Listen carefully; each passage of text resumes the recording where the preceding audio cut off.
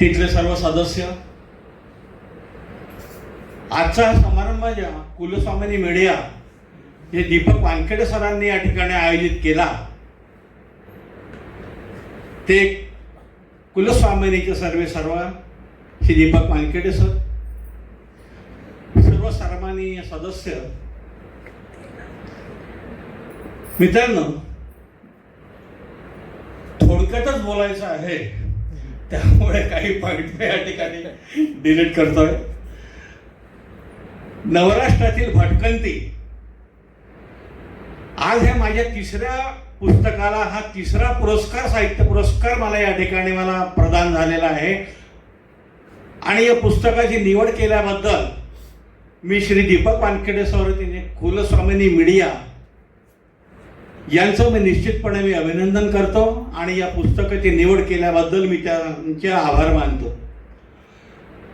मित्रांनो, दीपक वानखेडे सर हे ज्यावेळेस तरुण भारतामध्ये ज्यावेळेस होते, त्यावेळेस खऱ्या अर्थाने मला असं वाटतं की पर्यटन लेखक म्हणून जी मला ओळख करून दिली, जी सुरुवात मला त्यांनी करून दिली, हे खऱ्या अर्थाने याचं श्रेय जर समजा कुणाला जात असेल तर हे दीपक वानखेडे सरांना याकरता जाते की त्यावेळेस तरुण भारताची आसमंतपूर्ण ज्यावेळेस निघायची, त्यावेळेस जवळपास 2.5 ते 3 वर्षापर्यंत त्यांनी माझ्या संपूर्ण लेखांचं सिलेक्शन करून त्यांनी सर्वप्रथम पहिल्यांदा मला पर्यटन लेखक म्हणून मला त्यांनी ओळख करून दिली.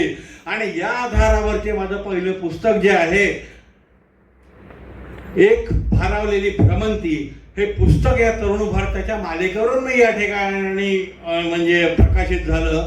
आणि मला या ठिकाणी सांगण्याकरता आनंद मला असा वाटतो की महाराष्ट्रामध्ये पर्यटन श्रेणीमध्ये हा जो पहिला पुरस्कार जो आहे, मराठा मंदिर मुंबईचा महाराष्ट्रातून पर्यटन श्रेणीमध्ये सर्वप्रथम हा पुरस्कार माझ्या या पहिल्या पुस्तकाला माझा मिळाला, सर्वप्रथम पुरस्कार मिळाला. आणि आज मी संपूर्ण श्रेय जे समजा कोणाला देत असेल तर मी दीपक वानखेडे सरांना मी या ठिकाणी देतोय. एकदा जोरदार त्यांच्याकडे टाळ्या होऊ द्या सर. त्याच्यामध्ये अतिशय ग्रामीण भागामध्ये त्यांनी ही डिजिटलची जी कुलस्वामिनी प्रक्रिया जी यांनी सुरू केलेली आहे, शहरामध्ये तर सर्व करतातच करतात, पण ग्रामीण भागामध्ये हे करणं याच्याकरता अतिशय डेअरिंग लागते. आणि जवळपास 250च्या वरती माझे पर्यटनामध्ये लेख जे आहे प्रकाशित झालेले महाराष्ट्रामध्ये, याचाही मला आनंद आहे. तरुण भारतातून ही माझी सुरुवात झाल्यानंतर मग मी लोकशाही वार्तामध्ये 2.5 वर्ष मालिका चालवली. आणि त्यानंतर नवराष्ट्र हा जो पेपर जो आहे, नवराष्ट्र या पेपरमध्ये भटकंती नावाची एक मालिका यायची आणि ती मालिका चालवण्याकरता मला विचारणा करण्यात आली. सुरुवातीला काही लेख मी तरुण भारत नागपूरच्या एडिशनमध्ये चालवले, 5-6 लेख. ती मग काय करण्याची पुरवणी मग ती बंद झाली. आणि त्याच्यानंतर मग जी आहे ही पुरवणी जी आहे मुंबईने सुरू केली, मुंबई नवराष्ट्राने.